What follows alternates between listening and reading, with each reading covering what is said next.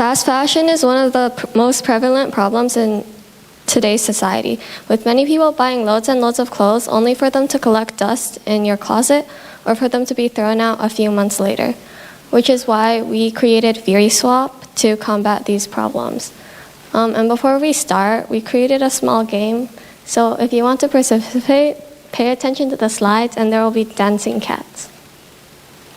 Okay, so this is a quick prototype and it tries to fix the problems that I have talked about and that Miriam will expand on. So it's Black Friday. You buy a bunch of stuff from Amazon and say you use it once, you throw it away, and then it's just sitting in your house for about 3 years. After that, you eventually throw it away and it ends up in a landfill where it lives with approximately 2.01 billion tons of waste.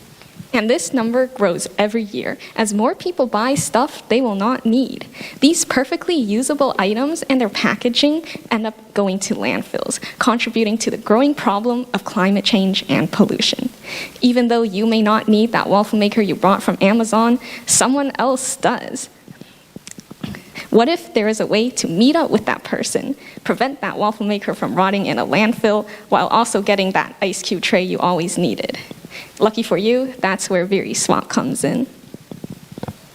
So VeriSwap is an app that is meant for trading secondhand items, and they're secondhand items that you no longer need. It helps with climate change and pollution by reducing the amount of perfectly usable items going to landfills. Our app is sustainable, efficiently accessible, and user-friendly. For instance, if you have a book that you read and don't need anymore, you can put it on our app. Someone else may be interested in your book and also have goods that you are interested in. Then you can both go to one of our designated trading locations to exchange your goods. In addition, this is a non-profit organization. We are hoping to receive funds from local businesses through advertising them, as we will be allowing users to meet at designated locations set at these local businesses without harmful carbon emissions from shipping or driving. This promotes both VeriSwap and local businesses at the same time, since they will be receiving physical traction. So these are a couple screenshots of our current prototype that we're making on Figma. So our app is still in development, but we plan on finishing our MVP by the middle of 2024, where it'll then be ready for launch. We can launch the alpha and beta version to quickly collect feedback from users, and we'll also continue marketing at that time and grow our platform. Now, is VeriSwap possible? It's often said that the youth are the future, and that's especially true in taking care of the environment. Considering the rise of consumerism and how youth want to spend less to get more, it's become a major trend these days to thrift. VeriSwap should find the most success amongst these youth as it mimics many popular structures of apps such as Depop with even higher accessibility as you don't need to pay. A few drawbacks is that VeriSwap will rely on a large user base concentrated in one location, and it also requires people to willingly meet up to support the concept of this app. And VeriSwap will be considered successful if it reaches 100 swaps within the first month of launching. One step at a time, or many. In the case of VeriSwap, we can move towards a greener future. Thank you.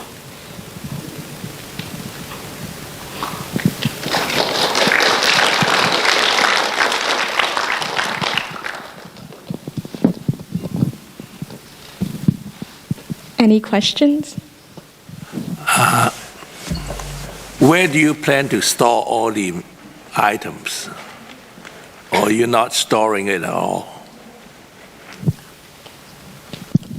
So basically, we're not necessarily storing the items. What our platform is basically for is it's a setup for people that want to trade items. So they'll be holding onto their own items, and then they'll come to their designated trading locations that we have to trade their items with the other users.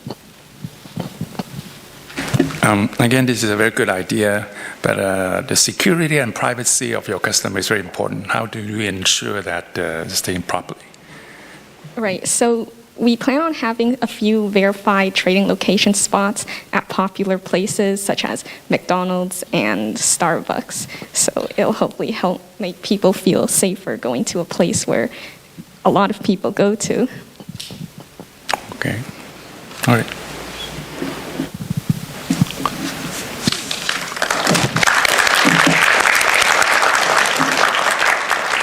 Now let's welcome Team F, Zenscape.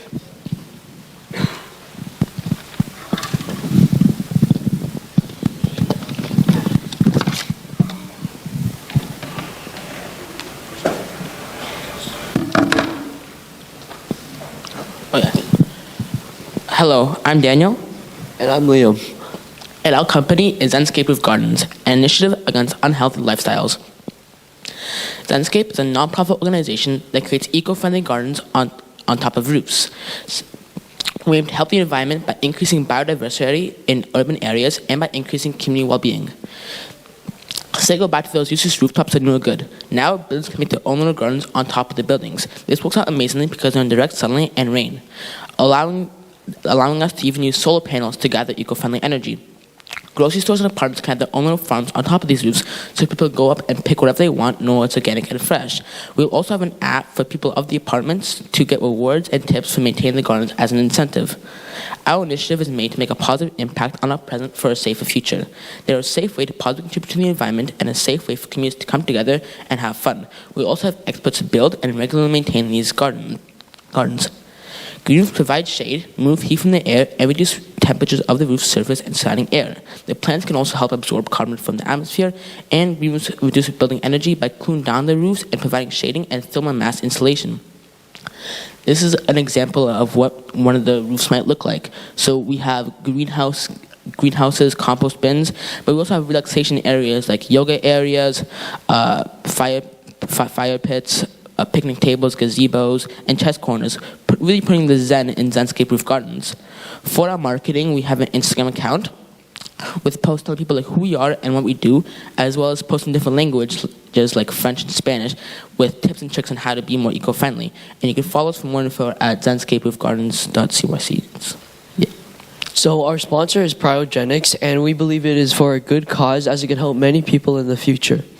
So for our timeline, after 6 months, we want to generate enough sponsor and donation funds.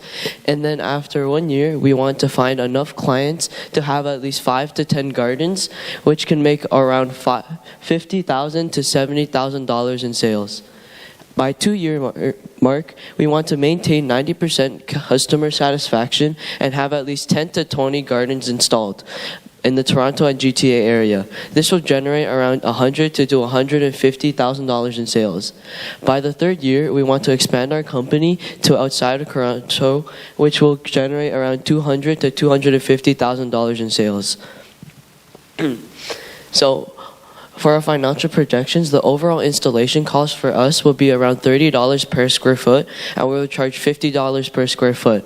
And we hope to make the garden 75% plants and 25% relaxation areas, such as yoga areas and benches. So our startup costs, we need $107,000. So, and we can get $115,000 in loans. So after only 5 gardens, we will break even. For our business projection, over the next 3 years, we will have around 58% increase in cost of goods sold.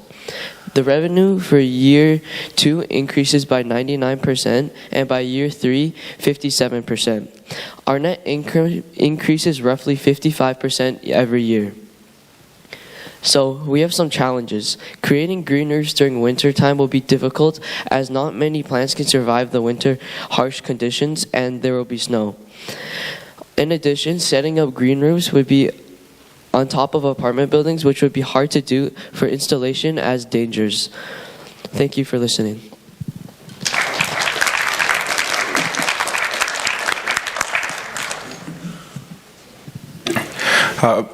Thank you for that. I noticed in your expenses you had like $100,000 for supplies. What about installation, the labor? Have you looked into regulatory processes, getting licenses, engineering plans, etc.? And have you thought about sort of a plan for, insurance? What if things go bad? What if the installation's not good and it causes damage to the property? How have you sort of thought about that? Yeah, we will need to hire like architects and also engineers to create the floor plans, because one of the biggest things for creating these is that you have a tray system, which makes it so that the roof can actually handle the weight and all the soil of the greenhouse. So definitely a lot of that is the salaries for these engineers that we would have on our team. And then also the equipment's going to be very expensive. As like getting the soil up there, we would probably have to have like a crane or something, which would cost lots of money per roof. Also, as we make more gardens, we will take part of the profit for the next garden, and we will continue the cycle. Hi, I'm just curious as to the process involved in implementing the rooftop garden. So just walk me through what you would offer as incentive for a condo developer who probably already has a rec room to build a rooftop garden. I can answer. So first of all, as an incentive for the actual people in the apartment to actually maintain these roofs, we will have like rewards and tips on how to help them. But for the condos, like owners themselves, these places can also be an area to host events and like donation events. And some of the money that we generate from these donation events we can also pay off the people who own the condo. Any more questions? Thank you.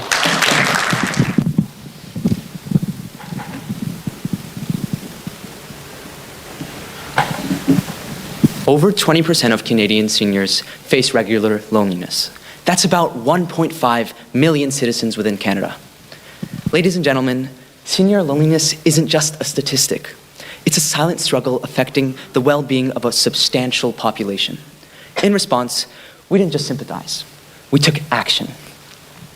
Introducing WiseShare, our community initiative led by Team J, which has captured touching senior stories, partnered with various senior homes, initiated kind letter initiatives, and amassed a great following on social media as well. As part of our solution, we've been able to interview a variety of seniors around our community. For instance, Agnes, a cost analyst, Cindy, a psychotherapist, and Gladys, a fashion business owner, who were able to share their career and life experiences with us through phone calls and Zoom meetings. We've also been able to collaborate with senior homes around the community, such as the Court at Brooklyn and Anchor Point Senior Home. At the Court at Brooklyn, we've been able to implement a kind letters initiative where we had high school students write kind notes to seniors, and we put these boxes in the senior homes where the seniors can access them to help brighten their day, as well as conducting a variety of interviews with senior citizens at the Anchor Point Senior Home. These are some images of our visit to the Court at Brooklyn where we implemented our kind letters initiative. For our financial forecast, our startup cost is $50. As we expand, we will use $200 to purchase equipment, which is the total of our fixed assets. As a nonprofit organization, we will use our gross profit to fund the project. For our budget over the next 3 years, our gross profit will increase from $550 to $650 as we continue to develop WiseShare. There are no costs of goods sold because we won't sell any goods. For government grants, we will be registering with Ontario as a nonprofit organization and acquiring funding through a transfer payment Ontario account. We can then submit an application for a government grant.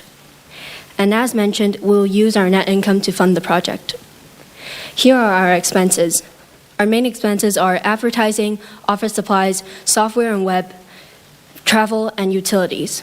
Our net income will increase from $38 to $88 as we continue to develop this project. Here are a few screenshots of our spreadsheet.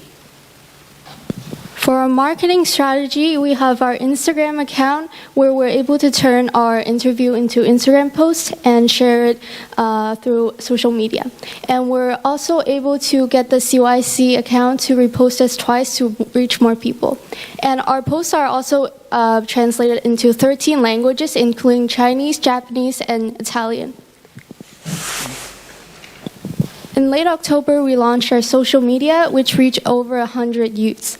And by mid-November, we reached out to 2 senior homes, and the Kind Letters initiative reached about 50 youths, and they were distributed to seniors. And currently, we are partnering with Unwired, and this is a U.S.-based nonprofit organization, and to increase our international exposure. Today marks just the beginning of our journey. With hearts connected and stories shared, Why Share leads us towards a future where every tale and every heartfelt moment creates a mosaic of compassion, stitching together the fabric of a unified community that spans for generations. Thank you for listening.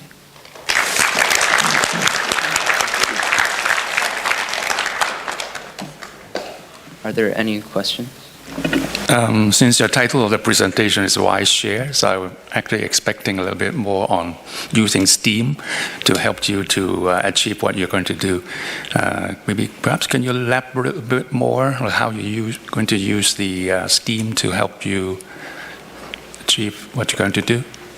Sure. So firstly, to address the STEAM aspect, basically when we interview seniors, we ask them a variety of questions that have to do with not only their life advice, but also the career advice.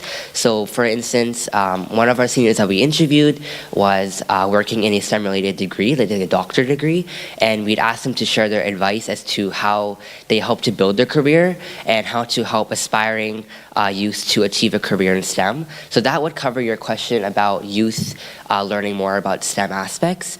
But to cover as well how we incorporated STEAM into our solution. In terms of like safety and effectiveness, we ensured that we communicated all the questions that we're asking towards seniors ahead of time, as well as creating project proposals that we emailed to the senior homes. Are there any other questions? I was not very clear about where is your revenue source, like where do you get the revenues? Okay, so as for revenue, we mostly rely on donations. So what we've done is we've gone around different schools in the Wired ESB school board. We've set up posters with the school's permission, of course, and throughout those, that's where students are actually able to submit these kind messages I've shared with you. These are all from students and written with students using their emails. And with that, they have the option to actually donate as well. And through those donations, that's not the only source of income we actually get. Because our project is actually relatively inexpensive, we also use our own personal funding as well. So we're a source of funding as well as the students of Wired ESB, which also contributes to the overall message of our project, which relates youth and seniors together and bridges a sort of gap between them. To add on to what Adam said, we've also mentioned about government grants. So as we establish ourselves further on as a nonprofit organization, we will be able to gain funding from the government to expand our outreach, to cover travel costs and equipment costs as we expand our project. I have a question. I wasn't sure if there's a continuity aspect to your business model. So you showed us that you interviewed 3 seniors. What happens next? What happens afterward? They share their stories that you're developing a mentorship relationship with youths who would interact with these seniors who you say are isolated and lonely.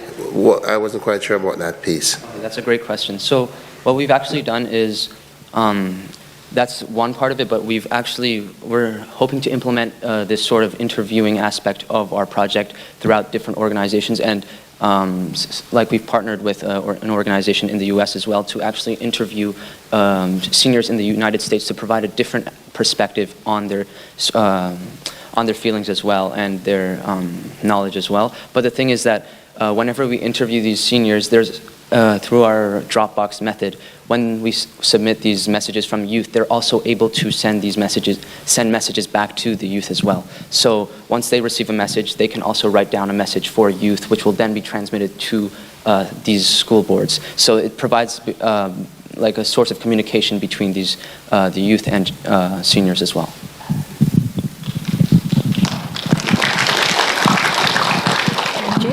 Next up, I'd like to welcome Team K, Golden Clicks, to the stage. So please go up here and make your presentation.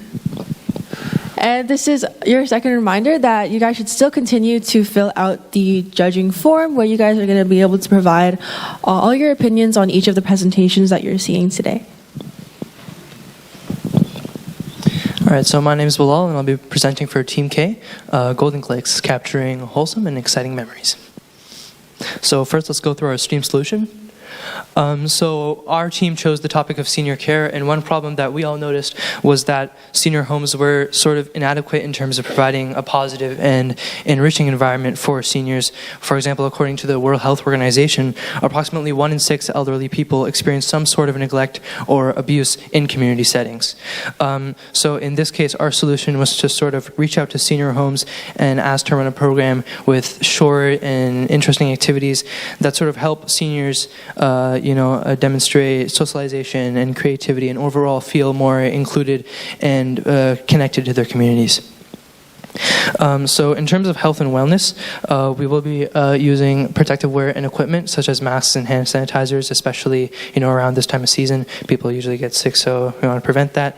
And also keep in mind to support seniors with accessibility issues and being flexible with that. So maybe asking beforehand, are there any sort of limits that we should be aware of to asking these questions to staff, and also dedicating volunteers to those in need.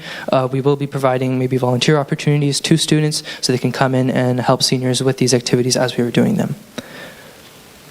As in terms of planned activities and events, some of the events that we have planned include speaking in circles. So getting in a circle, asking some questions about maybe like their favorite recipe that they like to cook, or some sort of advice that they can give to the younger generation. As well as maybe a garden and plant project where we can create plants and keep up with them, like keep tabs on how it's going. And these are just ways to also keep sustainability in mind, creating avenues to speak on it and think about our impact on the environment, while also having activities that are engaging. We also have origami, some Christmas card making, just stuff like that, which keeps seniors engaged. In terms of feedback and adjustments, so we realized that maybe there might be some room for improvement in our project. So we do have a feedback survey for staff that they can fill out, where we can gain figures about our effect on seniors' mood and participation, and just overall improvement that has come from our program. And also, we do recognize that there were some problems. So there was a lot of scheduling conflicts, especially in terms of visiting these senior homes in person. So one thing that we would probably want to do is probably have more members so that there are more room for scheduling these visits, and also having more resources allocated for supplies. That was another problem that we came across. For our business plan in year one, we hope to grow connections through, visiting these senior homes, connecting with staff and managers, and also maybe in schools offering volunteer hour opportunities, and also connecting with clubs. I know in my school we have a wellness club, so that's an area where we can sort of connect and allow for more participation. And we also have social media. We do have an Instagram with around 100 to 200 followers, and we do also have a website where people can learn more about our program. In year two, then we'll use these connections to start fundraisers where we can raise money to fund continuing activities and sort of ramp up the level of our activities. This can include like a garage sale or a raffle or an auction, maybe a bake sale, just anything that we can do to sort of run these fundraisers. And in year three, we'll sort of expand the scope of our activities and amp up promotion, maybe having a billboard advertisement or any other sort of way that we can pour our revenue into our continued activities. In terms of our financial projections, our startup costs So we do have a startup inventory of around $50, and this is just things that we can find around the house. For example, for origami, we have scissors, so stuff like that. And also, we would, sort of pour our own money into this. And we did reach out to senior homes, and they were interested in they did show interest in like helping with providing supplies. So that's another place where we can get these things from. In terms of revenue, we are a non-profit organization, so we won't expect revenue until like year 2 or 3 when we do start fundraisers, and that money will again be poured into advertising and travel costs and fundraiser costs. And for our marketing plan, we have an Instagram account where students can spend time with seniors while getting volunteer hours. In the Instagram, we promote our volunteer hour opportunities, and this is just a place for young people to get involved with seniors.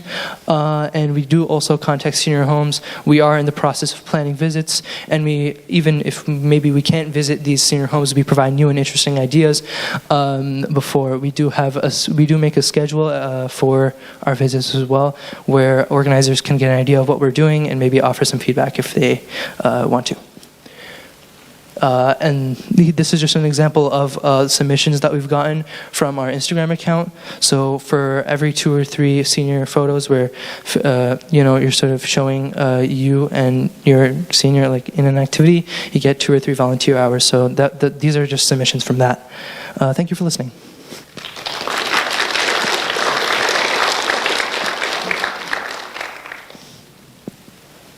Any questions? Okay, some of the services are already being provided by some charitable organization. So how are you going to distinguish that from the existing service already provided by them? I think for that it would be more about personalization, because a lot of charitable organizations maybe don't bring a sort of personal aspect to these programs. Just allowing for like social connection. I feel like that's the main thing. Okay. Any other questions? I have a question. I was just wondering, for safety-wise, would you have something set up where you have checks for youth who is willing to do the volunteer work? Because, elderly are very, they will be very trusting, and then you need to make sure that the person who they're connecting with is safe. We will probably be having maybe a proof for like COVID-19 tests, because I think that's a concern, and also just like having people who are like available and like can support seniors. Is that all? Okay.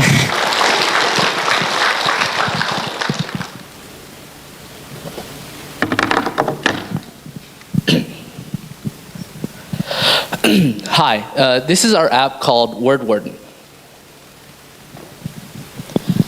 Our vision for Word Warden is to safeguard the young voices online so that little kids do not hear any profanity while they're using their computer.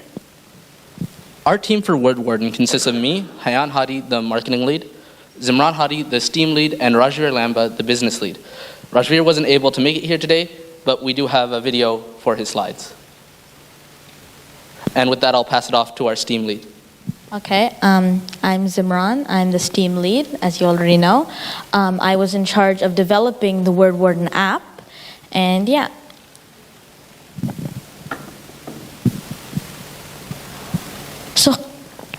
So how does Word Warden actually work? Word Warden works through an application called Python. It also works on all Windows machines. We've utilized virtual audio cables so that we can hear everything that comes out of your computer speakers. We have also used advanced profanity filters so that we can understand and hear any bad profanity or bad language that comes out of your speakers. And finally, we have also used Assembly AI's predictive text. What this means is that we will be able to mute your computer speakers at the perfect time, and so therefore you will not hear any profanity. So now for a test run. Hello. Oh, hi, wait a minute. Oh, stubbed my toe. Yeah, what do you need from me? That's it. That's all I need. Wait, actually? Yeah. Oh, okay, bye. Bye. Okay. In this demonstration, you could clearly tell that you did not really hear much after he stubbed his toe. This is a perfect example of word warden working in real time. With that, let's analyze how we plan to get this into the hands of our customers. So we have developed three main marketing strategies, the most costly of which are our Google ads, which you'd find in your YouTube videos or on the side of Google Pages. With this, we plan to target our more adult audiences so they can download the Word Warden onto their kids' devices. Our second main form of marketing is our Instagram page, in which we mean to target a younger audience and actually interact with our users to fix any issues with the program. And our final form of marketing is our website, which you can find at wordwarden.ddns.net, in which users can physically interact with Word Warden and download the software. As you can see, here's our Instagram page where we post lighthearted content to attract to the younger audience, in which you'd also notice we post some of these in French. This is so that we can appeal to a larger Canadian audience. Here are some of the promotional videos we've decided to use for our Google Ads sponsors. Oh, I guess we'll just skip over that. And now let's hand it off to our business lead, Rajveer.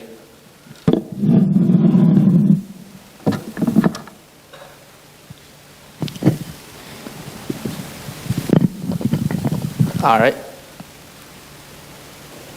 Hello, my name is Rajveer, and although I may not be with you guys in Markham right now, I'm still going to talk about the business analysis of Word Warden. So, let's get into it. Firstly, Word Warden has no competition. See that? That's our competition. Absolutely nothing like it. Multiple apps may have things that do something similar, but there's not one solution which works universally throughout all Windows applications. In addition to this, Word Warden has a free-to-use version as well as multiple premium plans that can help people find what's right for them. We have a $0 free trial, we have a $10 premium plan, and a $12 Pro premium plan. And this is all one-time payments, meaning people will only pay at one point in time and be able to use the product for the rest of their lives. This allows us to get them to buy it and recommend it to other people because of the simple ease of use. This is a very sustainable model because we are mainly going to be advertising online and through free sources such as social media. And word of mouth will also be very good for us. And our goal is not only to get something that works in Canada, in our community, and since it's not dependent on real estate, this is possible. We can spread it to all the corners of the world and allow people all around the world to use their product. And this only means that the chart is going to go up and up. We're going to hire more employees, have more feedback, and create more apps/updates to make everything that we have and will have run smoother than ever. Thank you, and I hope you enjoyed this presentation.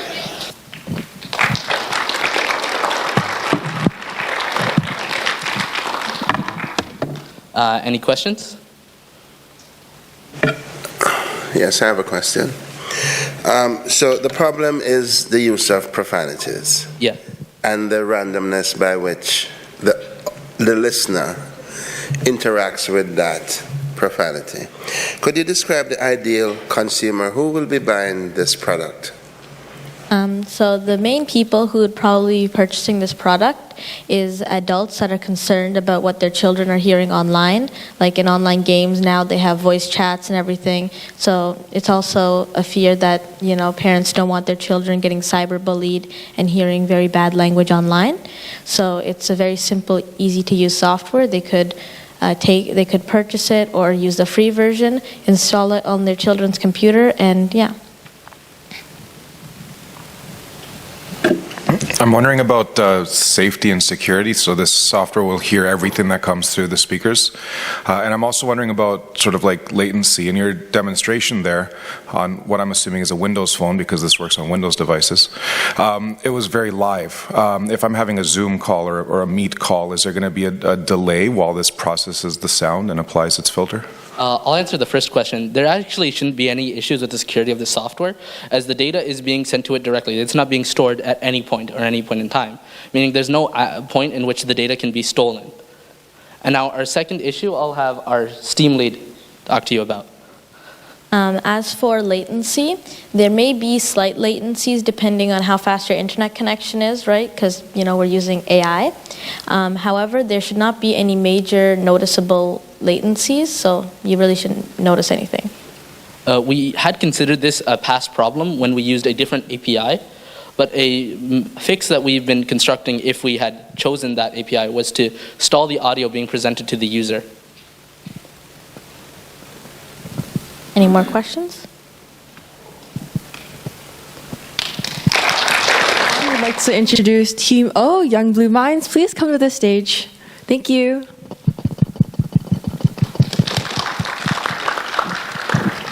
Thank you.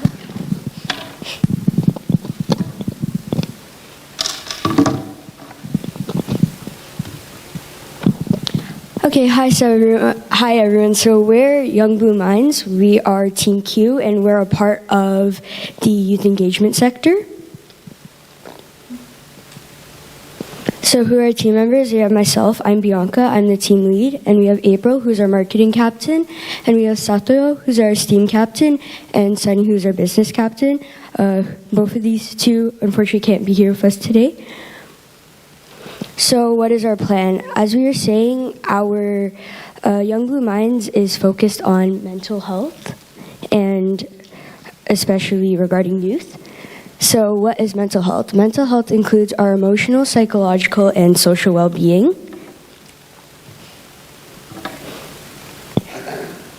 So what is the importance of mental health? So mental health is still a part of human health, therefore it should be taken care of the same. Mental health affects many aspects of our lives, including our relationships, self-esteem, and physical health as well. So what is the issue regarding mental health? So although mental health is very important, there's still a huge lack of awareness and much misunderstanding about it. Mental health has many negative connotations or is just completely disregarded as something non-existent. So this stigma is very harmful, seeing that it makes reaching out for help extremely difficult, especially for youth or those with other factors against them, such as like racialized minorities, males, and youth part of LGBTQ+ community, as well as indigenous youth. So this is why we created Young Blue Minds, and I'll pass it on to April, who will explain what our project is. Hello, so I'm April, and what exactly is our solution? So basically, after searching through some websites that we found, we want to create a forum for people where youth can express themselves. What exactly can people do on this forum? People can add posts similar to like Reddit, except a more safer place, and kind of just say what they feel and gain responses from other users that are appropriate and comforting. We have guidelines to make sure that it's safely monitored, but however, there are still going to be some moderation risks that we're going to take care of. That's why with this storyboard, we first made a storyboard because we don't have a base plan. We don't have a full base plan yet because we want to make sure that we have a very specific idea of what exactly we want in our project to make sure that it's safe and well used for people. Because from what we searched up, although there are forums like this, they have not been very sustainable and not have been very accessible to use. And that's what we want to do. We want to make sure that they're enjoyable so that youth could actually use them on their daily basis, because sometimes all you need is someone to talk to. So our business plan. We are going to be a nonprofit organization. So we aren't going to focus on selling, but more possibly getting revenue from donations or even our advertisements. We're going to put some of our income first into advertise our website so that people can actually see the advertisements through Instagram and through other sources so that they're able to find out who we are, because mostly our success will come from the people actually using it rather than the actual revenue. So our timeline. We're going to focus more on figuring out what we want to put in the website, but as we put more effort and we implement more features, we're going to consistently keep improving. And with the revenue we get, we're going to put it into the platform that we're using for our website to make sure that we are to make sure that we are giving a good experience. So marketing. We are using Instagram to market our posts where we post updates, and we also are posting some other self-care strategies for people at home. And we are also going to work on posting in different languages such as Vietnamese, French, and Japanese. Thank you for listening, and remember that your voices need to be heard.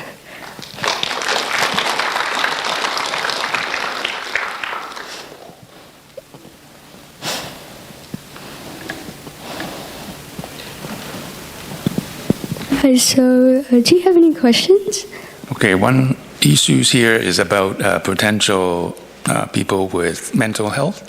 Sometimes, often they are quite withdrawn or not initiate enough. So how are you going to attract them to go to your website or to all your business plan that are going to attract them to use your product? Yeah, so our Young Blue Minds is not really like, it's not supposed to be a kind of health service, but more kind of like something for people to vent to. Because like a lot of people, they may not have like actual, like they may not have access to like health sources where they can like get formally diagnosed with like issues and stuff like that. So it's for people who kind of don't really have that privilege, so they can go to this forum and just like say whatever they want, of course with the guidelines that we have. To add on, we're not exactly there just for people because everyone experiences mental health issues, whether medical or not, because mental health is an important part of our lives. In order to live a good life, we have to want a good life. So we're not there to fix their issues, but we're there to help them through them, because those issues can't be fixed, but they can be dealt with when given the well support system, and we want to be their support system. Yeah, because we'd like to acknowledge that not everyone has someone who they can talk to. Well, actually, I would say a lot of people don't have a lot of people that they can reside to, and that makes people feel really isolated. So having a space where like you could talk to people, you don't know them, you have no attachment to them, like it makes them feel safe. And like it kind of acknowledges the fact that like no one can like help you except yourself, but people can support you on that journey. Any other questions? Bless you. Thank you.